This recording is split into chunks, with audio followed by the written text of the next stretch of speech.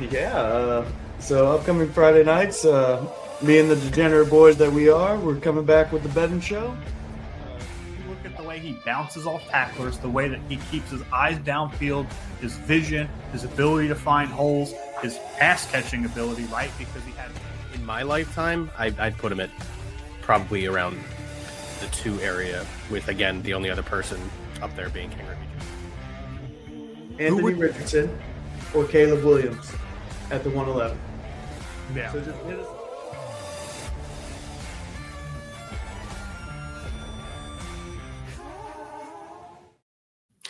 Ladies and gentlemen, welcome back to another episode of BSing Sports. My name is Bill. That's Gucci. I know you guys haven't seen my smiling face in a while, and it's because it wasn't really smiling, but I'm back. Don't worry about it. This year, we're going to do something just a little bit different. We're going to do, as you guys know, obviously diehard Eagles fan. Gucci over here is obviously diehard Cowboys fan. We're going to do recap shows together. That could be nothing but fun, right? There's no way we yell at each other at all. We're just going to get it started this year. Sorry, we're 2 weeks late.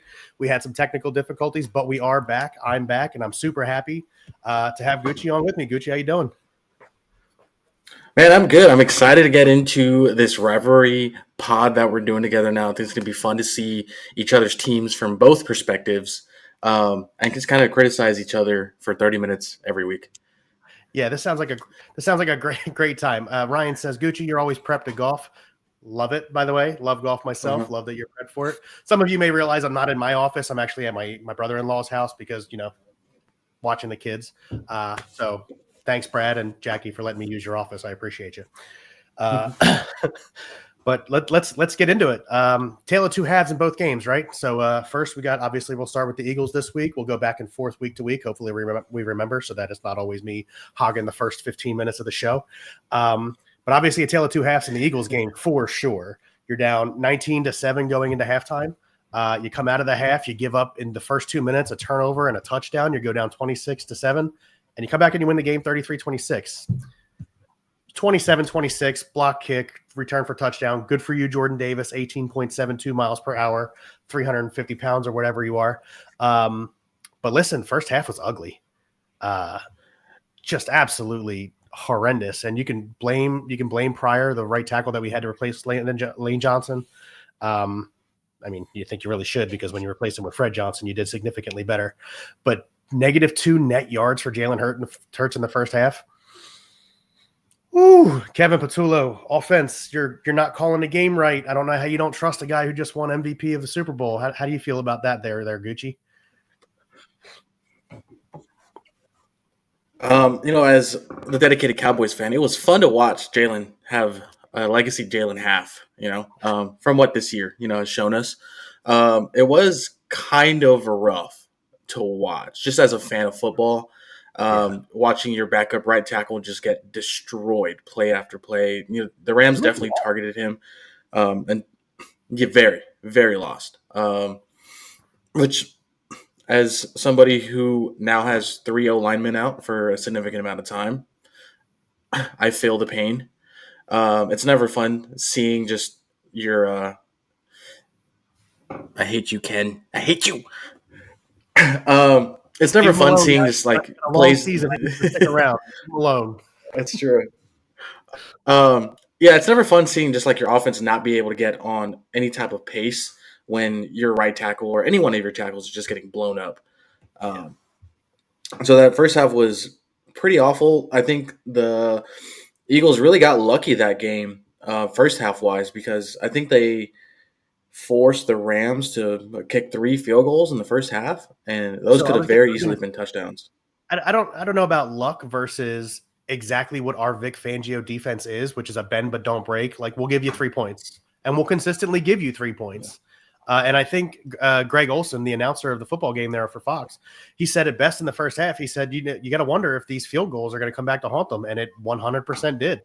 100%. So I don't know if I would label it as luck. I would give the defense, if I'm giving grades, I'm going to try and not do grades this year, but if I was to do a grade, I'd give the defense like a B+, because, Free Blankenship does get torched a little bit by Devontae Adams, and they had no answer for Puka Nacua in the middle of the field. But when time came, like when crunch time came, they stepped up, and they got stops. They caused 3 points when 7 points were they made it really difficult for the Rams to score. And again, some of it luck, obviously, because Matt Stafford doesn't miss Devontae Adams on an out route there. Like there are things that the Rams could have done better, but the Eagles held it down ultimately, and obviously they get the win there. Right. Yeah, and that's kind of what I was kind of hinting towards. You kind of see that early season struggles bringing into Devontae Adams, and they're not really clicking. Not well, but just the timing is a little bit off. With Stafford. Stafford had some pretty bad throws on third and short, third and medium that I feel like if those would have clicked, that you'll see by week 8, 9, 10, you'll see them clicking, or you expect them to, that it's going to be really hard to stop that Rams offense. But that's what I mean. Like it's early in the season. You got the Rams early when they're not, at full gel, so to say. So that on top of, you got to put yourself in that position to be even on 3rd and 8, 3rd and 6, that allow them to have those missed timings. That cool, we're at the 25-yard line. Kick your 3. Go ahead. Yeah, exactly. And then again, second half, tale of two halves in this. Tale of two halves in both games, like I said already. But you come out of the second half, you give up a big fumble. Again, Matt Pryor starts at right tackle in that series too. A big fumble off of his size. The next play, Kyron Williams gets a screen pass, runs it into the end zone.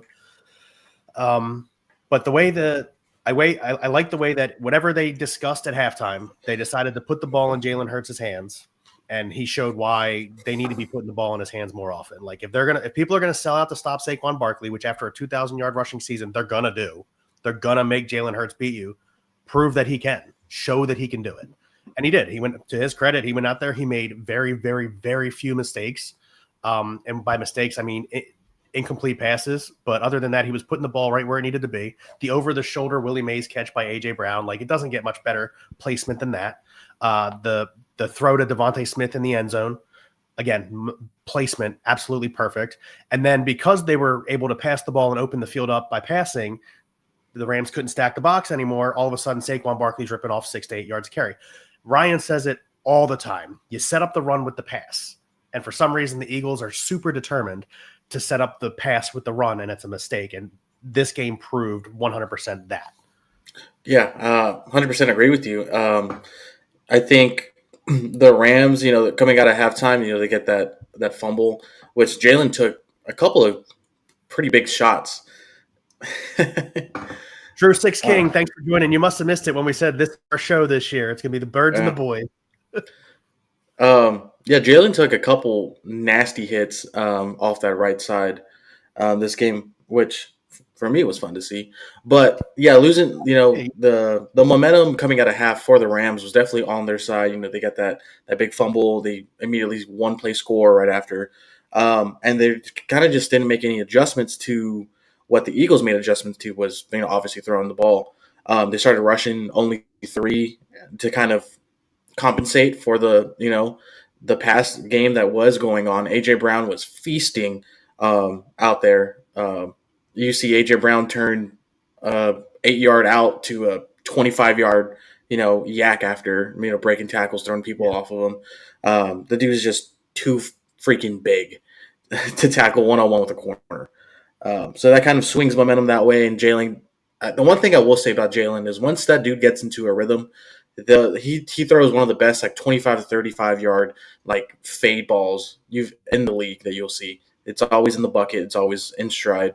And like you said, it set up the run.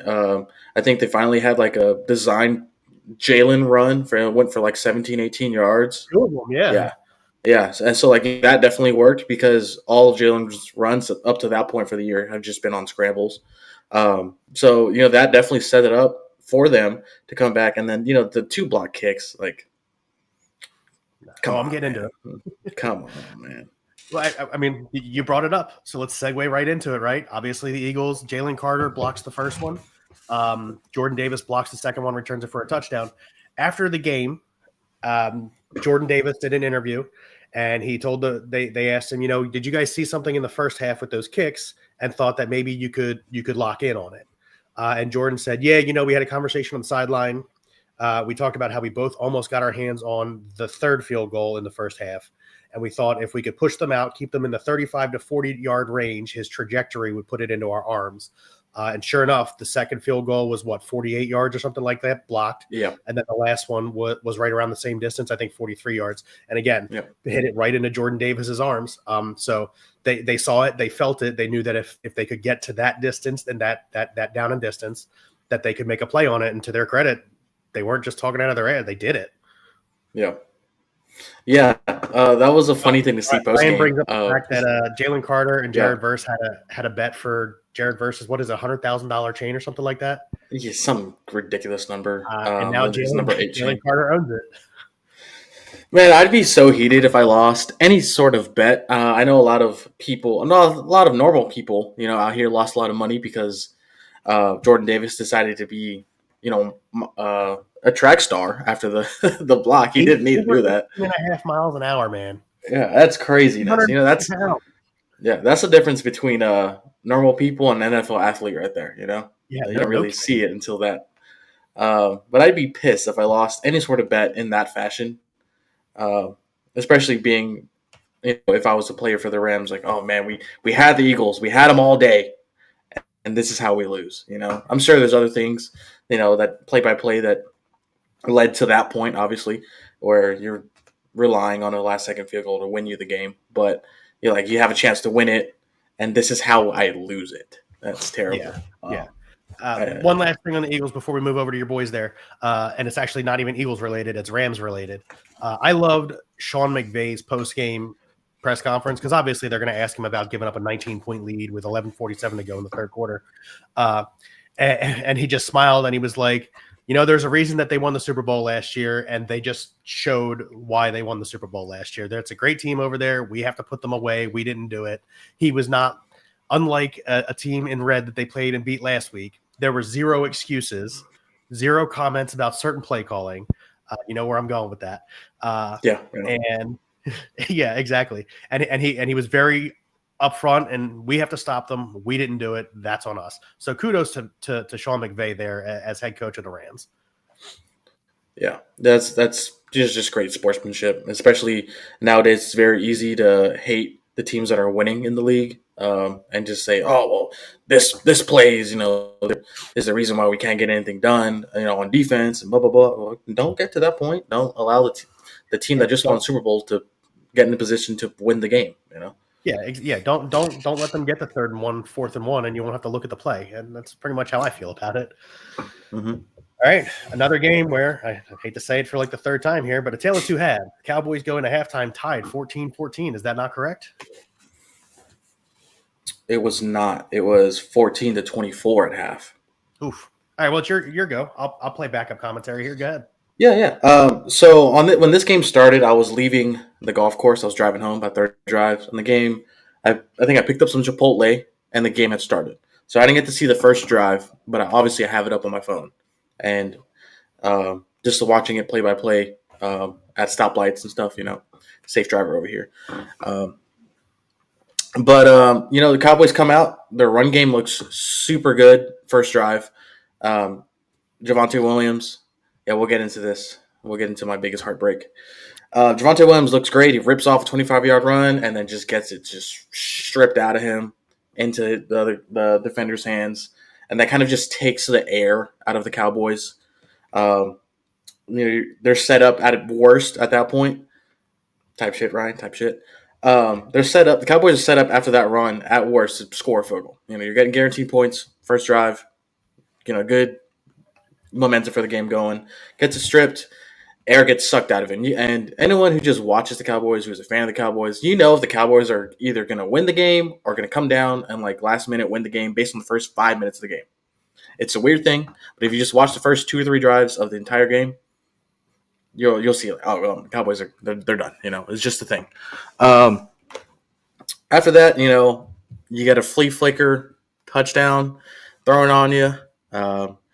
Busted cover 3 on both opening touchdowns for the Bears in the first quarter, which it's kind of a mix of bad personnel, bad scheme, and bad communication on those DBs. The DB room is not built for cover 3.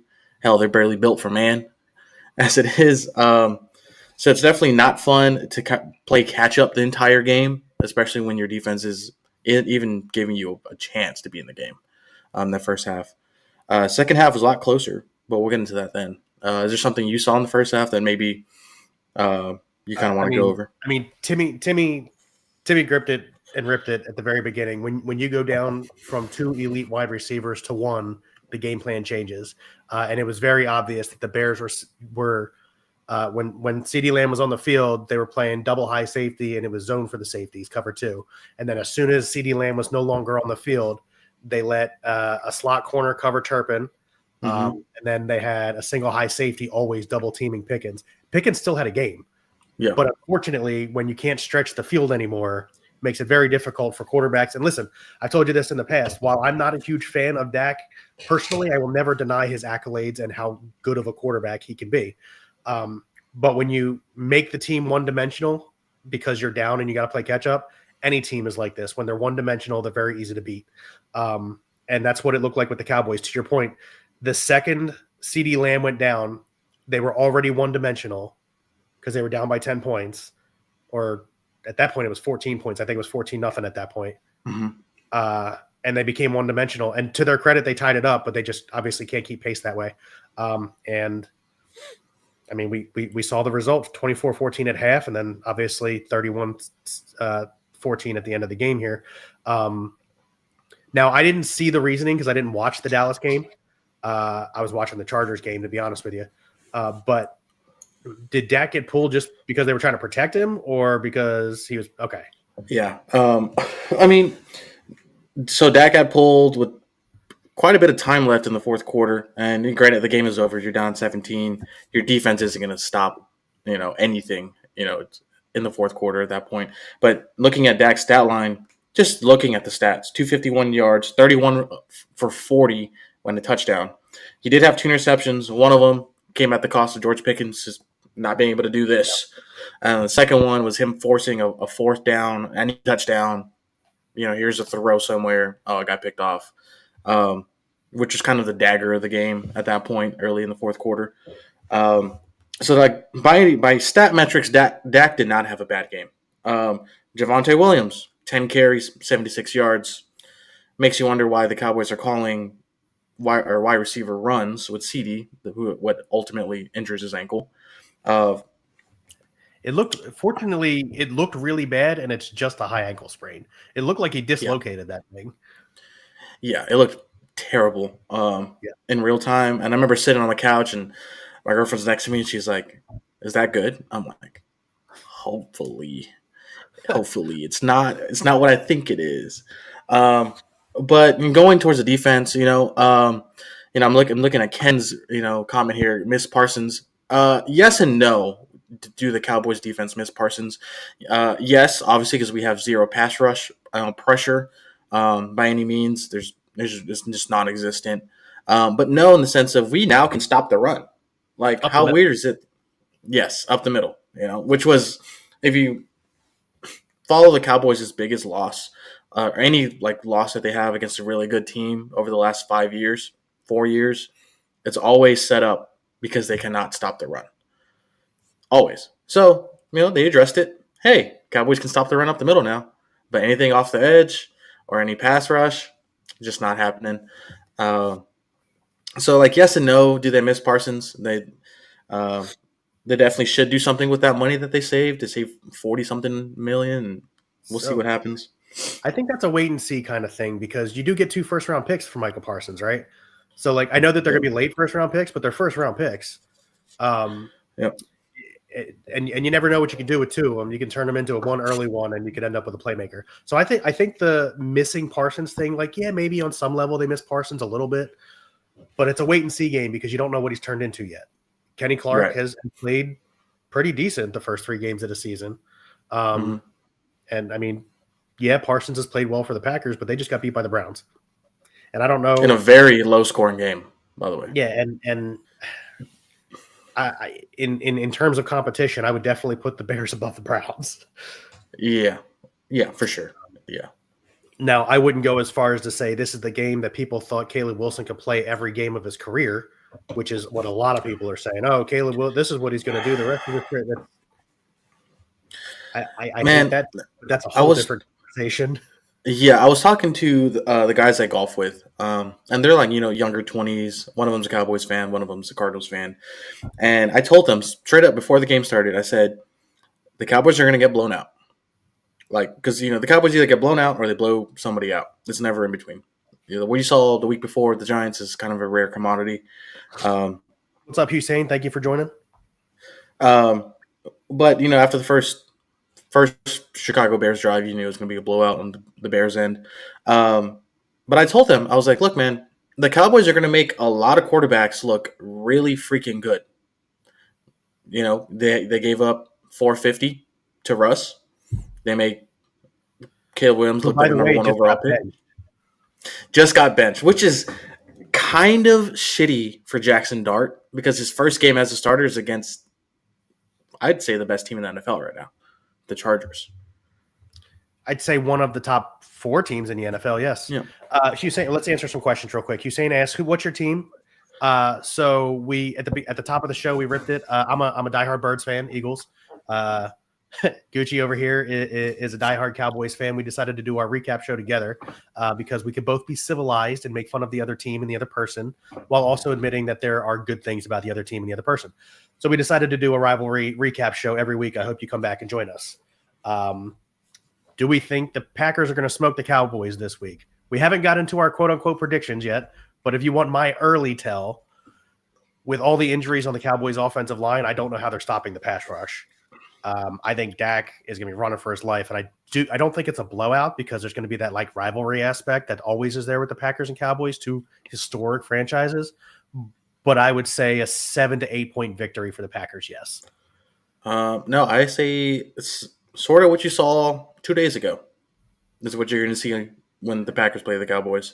Obviously, the last time these guys played was the first round of the playoffs a couple years ago, and that was a very, very bad blowout. Probably one of the worst losses in Cowboys history as of recent. Yes, but the core is there for both teams. Jordan Love's still the quarterback. They have the same receivers minus Jaden Reed because he's out with a broken collarbone. Christian Watson's also. Yeah, but I mean, I think it's going to be a very, very one-sided game for the away team. I'm not looking forward to it. Okay. That's a sad take as a Cowboys fan. Sad hours for the Cowboys fans. Well, Hussein also asks, do you guys play fantasy? Yes, I actually counted my leagues this morning. This past week, I went 7-3 in my 10 leagues, which is pretty nice. How'd you do, Gooch? I went 1-1. I'm only 2. I don't have a lot of time on my hands. Also, yes, for all of those of you watching, I realize that this is not our fantasy football show. However, if you have questions for Stardom Situms, Gooch and I will happily answer them for you. Just because it's a recap show does not mean we won't help you. Please feel free to ask us. Everybody on BSing Sports is very knowledgeable. We all, quote unquote, know ball and would love to help you. Hussein, thank you very much for being interactive with us here, guy. Jordan Love or Patrick Mahomes, full PPR, and he's got Tucker Kraft. I'm going with the stack. I'm going Love and Tucker Kraft. I don't trust 100%. Patrick Mahomes right now. 100%. You go Jordan Love. Listen, Love having one bad week is significantly better than Mahomes having an entire bad season. I said what I said. I mean, you could say that the teams have figured out the Chiefs. They've run the same thing for the last 5 years, damn it. There's that. You have an aging, washed Kelsey. Your wide receiver 1 is in jail. Your wide receiver 2 is injured. Yeah. So I mean, you just can't go anything Chiefs offense this year.